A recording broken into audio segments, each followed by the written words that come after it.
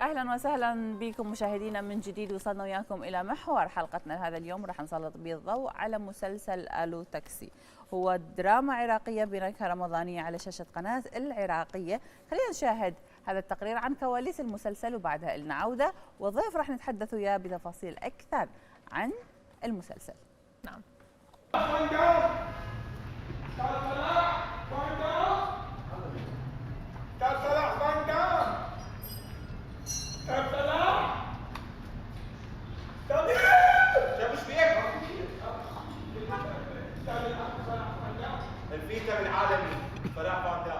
تبذل شبكة الإعلام العراقي جهوداً كبيرة للنهوض بواقع الدراما العراقية عبر استعدادها لإطلاق قرابة 10 أعمال درامية مهمة لصالح الموسم الرمضاني المقبل، حيث أطلق قسم الدراما الإذاعية والتلفزيونية في شبكة الإعلام العراقي وضمن الدورة البرامجية الرمضانية عدداً من المسلسلات الجديدة التي تتلائم مع أجواء الشهر الفضيل.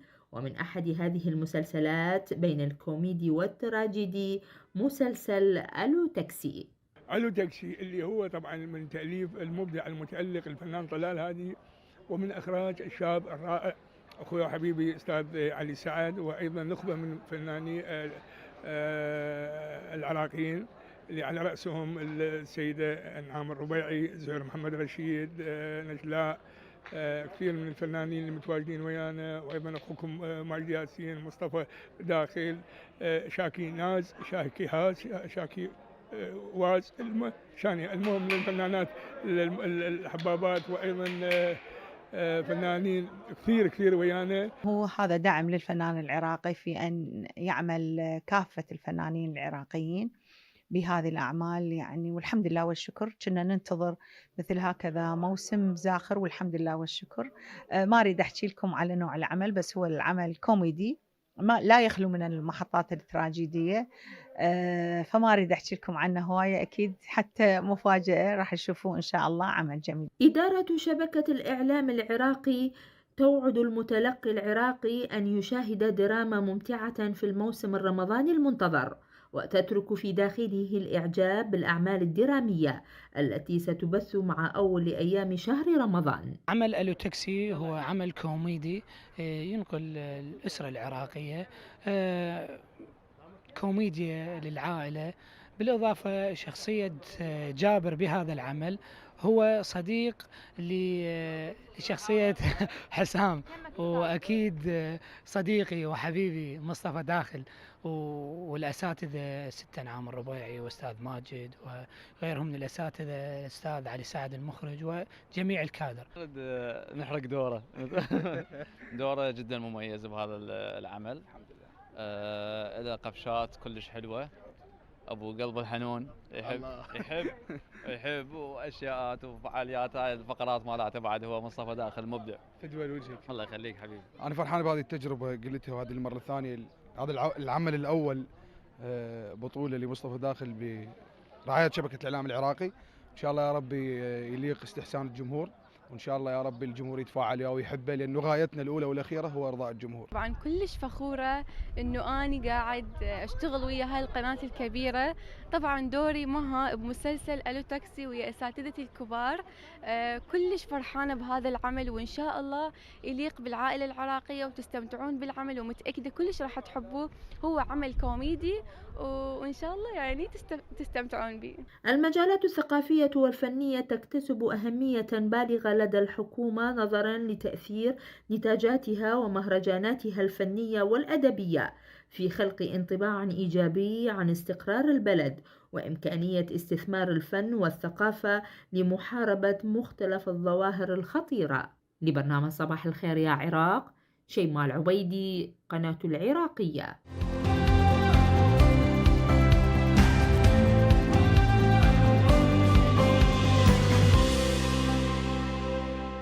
رجعنا وياكم مشاهدينا من جديد ومكملين بمحور حلقتنا ويا مخرجنا علي سعد، مخرج مسلسل الو تاكسي اللي راح ينعرض بشهر رمضان على قناة العراقية.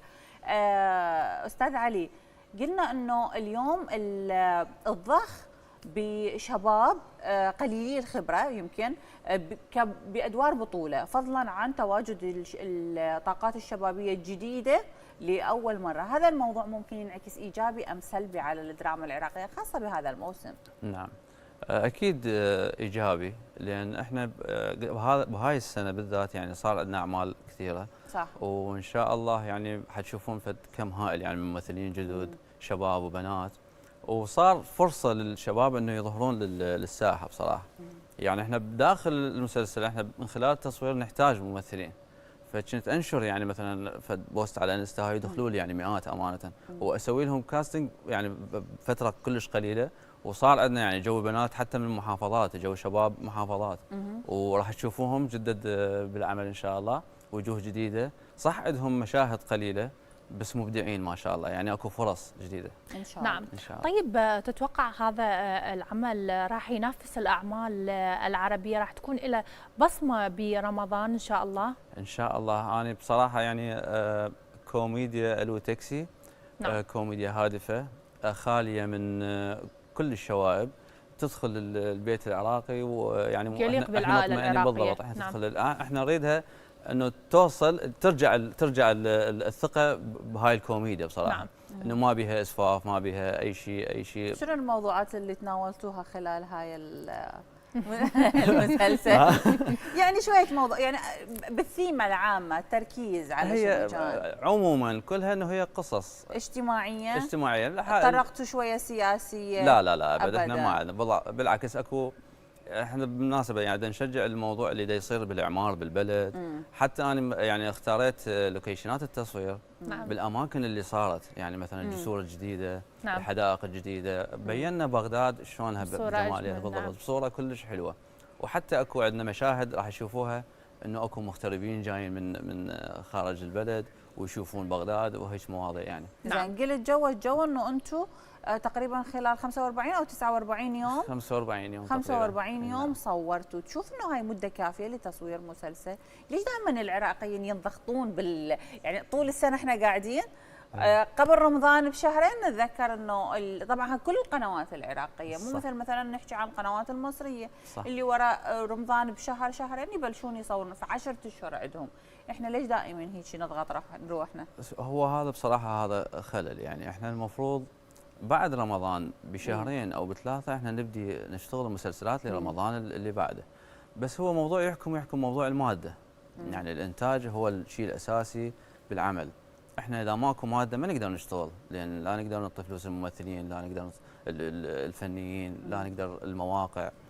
هوايه من هاي الامور انه تمنعنا انه لازم تجي الماده يلا نقدر نشتغل. نعم. طيب صار اكو دعم مادي حاليا. نعم. وتسليط على الدراما العراقيه. عندنا اقلام بهذا رمضان يعني راح تكون لها بصمه بالدراما العراقيه، راح تكون اكو مثل ما يقولون انه اكو لمسه عراقيه بهذا رمضان؟ اكيد، يعني هذا رمضان انا جدا متفائل يعني. نعم. شبكه الاعلام العراقي بدعم من دوله رئيس الوزراء مشكور. نعم. يعني راح نشوف دراما كلش حلوه بمخرجيها العراقيين ومخرجين عرب، مشاركات كلش حلوه من ممثلين جدد، يعني راح نشوف شيء مختلف ان شاء الله. ايش قد متفائل بألو تاكسي انه ممكن يعني يترك بصمه ضمن هذا الكم الهائل من الاعمال؟ احنا العراقيه يمكن وحدها اكو 9 أو 10 اعمال، فضلا عن باقي القنوات العراقيه اللي عندها كل وحده همينه من 2 إلى 5 اعمال كل قناه. صح. ما راح نحكي عن العربيه اكيد، بس يقول لي وسط هذا الزخم ألو تاكسي وين تتوقع راح يكون مكانه؟ والله ان شاء الله احنا راح ننافس ان شاء الله. انا اقول لك يعني ان شاء الله من خلال هذا الاستوديو نقول لك راح ننافس المسلسلات العربيه، راح تشوفون كوميديا حلوه، راح تشوفون كواليتي بالصوره. لان الفنيين اللي اشتغلوا ويانا يعني نعم. كلهم مبدعين، وهم من مديريه الانتاج الدرامي، يعني كلهم من شبكه الاعلام العراقي. نعم. نسبه بسيطه من خارج المديريه، يعني تدرين مو المؤسسه ما بها كل الاشياء اللي نحتاجها. واحنا يعني يا ريت انه تتوفر كل هاي الاشياء حتى يعني يصير الموضوع متكامل من داخل الشبكه. نعم. وحتى مواقع التصوير، يعني احنا عانينا اصور مثلا بشارع فلسطين، ورا ساعتي لازم انا اروح مثلا لليرموك، فالانتقالات كلش صعبه. يعني يحتاج لنا مدن انه مدينه انتاج اعلامي مثلا بالضبط، حتى احنا بداخل المدينه او بالامارات نعم. توفر لنا انتاج ماد يعني كلش تفرق بالانتاج. نعم. بالضبط. طيب. بالوقت باي شيء. نعم. طيب يمكن هذه احدى الصعوبات اللي واجهتك بهذا العمل، خلينا نحكي عن الصعوبات الاكثر يعني مريت بها والمشاكل اللي مريت بها بهذا العمل. الانسجام شلون كان ما بين التيم، روح المحبه شلون كانت؟ نعم. المواقف الحلوه، سولف لنا شوي عن هذه الامور. لا الحمد لله وشكرا انه بالنسبه للانسجام احنا كنا فريق متكامل. نعم. والحمد لله انه الكل يحب شغله، يعني ماكو مثلا شخص هو اذا شاف عنده بنفسه انه اكو خلل مثلا باللقطه او في شيء يقول لي خلينا نعيدها، اكو هنا مثلا عندي صارت هيك موضوع، صار هيك، واتفقنا انه احنا تقريبا عندي بال100 مشهد بالتاكسي، يعني مو مثل باقي المسلسلات انه انا عندي مواقع ثابته، انا عندي بال100 مشهد بالتاكسي داخل التاكسي. نعم. رادوا يخلون كاميرات جوبرو، الكاميرات الصغيره، لا اتفقنا انا وكادر التصوير مدير التصوير مؤيد جاسم انه نخلي الكاميرات السينمائيه الاحترافيه بالسياره، فسوينا فد مخطط للسياره وجسور وسوينا مبرلا يعني على مود الاضاءه والهاي، وصارت العمليه كلش ناجحه وكلش حلوه. زين علي سعد، انت كمخرج دكتاتور متزمت تغير بالنص مال المؤلف، تسمع من الممثلين لو اللي براسك الصدق، بدنا نحكي الصدق علي. والله انا من النوع اللي اسمع، يعني احب اراء الاخرين، كان حتى الشباب الجدد حتى القدامى انا اسمع منهم، بس بالاخير اسوي اللي اريد.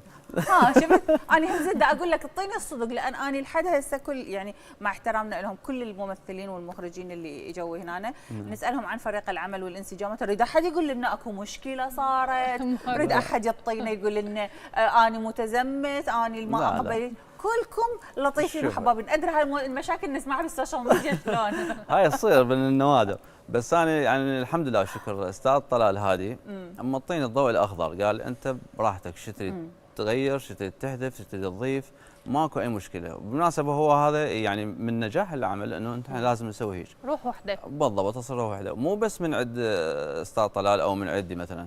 اكو مرات الممثل يجيني يقول هاي لو نقولها بهاي الطريقه هو يشوفها احسن بلسانه يعني. اكو مرات مثلا اللغه احنا كنا نحكيها مثلا هي كانت ثقيله بالنسبه للوقت الحاضر. بالضبط. احنا حاليا الشباب والجو اللي موجود حاليا يختلف عن السنين السابقه. الدراما تغيرت، الحوارات تغيرت، لأن المجتمع تغير وبالتالي الدراما لازم تعكس، لازم تواكب الحدث اللي موجود. نعم. طيب كم حلقه المسلسل؟ 15 حلقه. 15 حلقة. زين تتوقع بهذه ال 15 حلقة راح تكون اكو هناك حل للمشاكل يمكن اللي يواجهها بالمجتمع من خلال يعني هذا المسلسل الكوميدي؟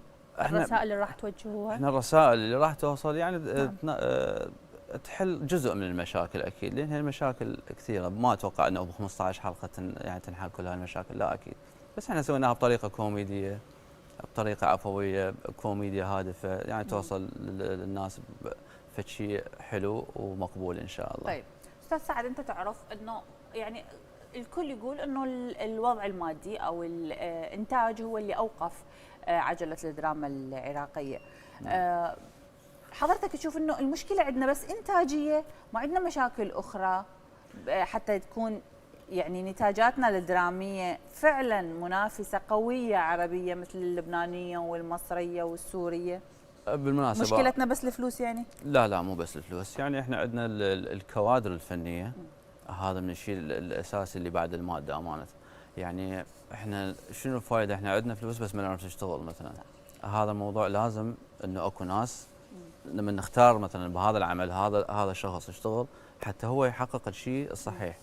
يعني أنا ماكو فلوس بس اكو شخص مثلا يعرف يشتغل، ما راح اقدر اسوي شيء، لان اكو كاميرات حديثه، اكو معدات حديثه، وكل سنه اكو قصه كاتب، يعني القصه بالضبط هاي لازم نركز عليها. طبعا يعني الفكره القصه اذا مو قويه، مو حلوه، مو تشد المشاهد، ما راح تنجح حتى لو عندنا فلوس. شنو المشكله يعني؟ نعم. شكرا لك المخرج علي سعد، وإن شاء الله يا ربي تلاقي هذا النجاح وتلاقي صداها برمضان وتكون لكم بصمة بالدراما العراقية. شكرا لك. الله يخليك، شكرا جزيلا. شكرا دولة رئيس الوزراء، شكرا دكتور نبيل جاسم، شكرا الأستاذ وديع نادر، شكرا الأستاذ مروان البياتي لثقتهم واعتزازهم لنا. وهذا العمل الإنتاج الدرامي المباشر الوحيد من شبكة الإعلام العراقي اللي هو ألو تاكسي، وأتمنى التوفيق لكل الأعمال ولكل الكوادر إن شاء الله. شكرا لك أستاذ علي سعد، مخرج المسلسل ألو تاكسي.